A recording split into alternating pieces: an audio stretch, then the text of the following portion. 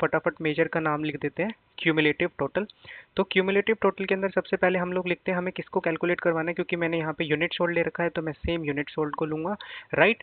अब हमें क्या करना है, हमें एक विंडो क्रिएट करिए, वर्चुअल विंडो क्रिएट करवानी है जो कि मेरे को बार बार उतनी डेट्स को फिल्टर करे और वो वापस रिटर्न करे कैलकुलेट को।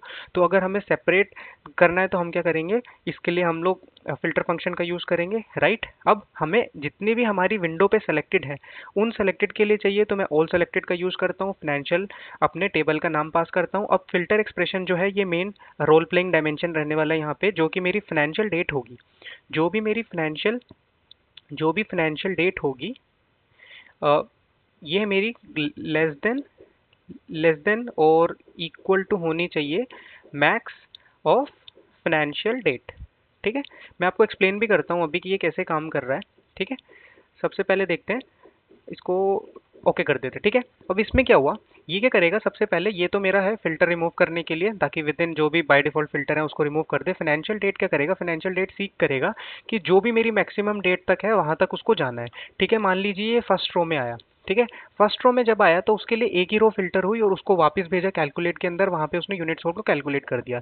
लेकिन जब ये सेकंड रो के अंदर आया तो यहाँ पे सितंबर और अक्टूबर दो डेट फिल्टर होके वापस कैलकुलेट के पास गई, ठीक है। यहाँ पे दो डेट फिल्टर हुई, ये दो डेट फिल्टर होने के बाद यहाँ पे पास हुई, ठीक है। इसका जो आउटपुट होने वाला है वो दो डेट होने वाला है सेकंड रो के लिए, ठीक है।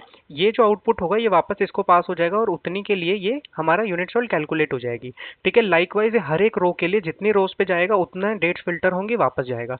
तो चलिए हम इस मेजर को अगर यहाँ पे पुल करते हैं टेबल के अंदर तो देखिए अभी पहली रो के लिए हमारा क्या हो रहा है, 145 है, ठीक है, 145 है।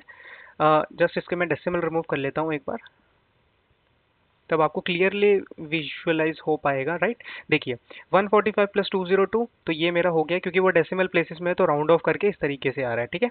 अदरवाइज यही हमारा आउटपुट आने वाला है। और 145 प्लस 348 इज 497, तो इस तरीके से ये मेरा, sorry, 145 plus 202 is 348, 348 plus 149 is 497, इस तरीके से, राइट, चलता रहेगा। और लास्ट के लिए जो भी मेरा आएगा वही मेरे को टोटल में दिख रहा है। तो ये हमारा होता है क्यूमुलेटिव टोटल। आई होप आपको समझ में आया होगा। Thank you so much.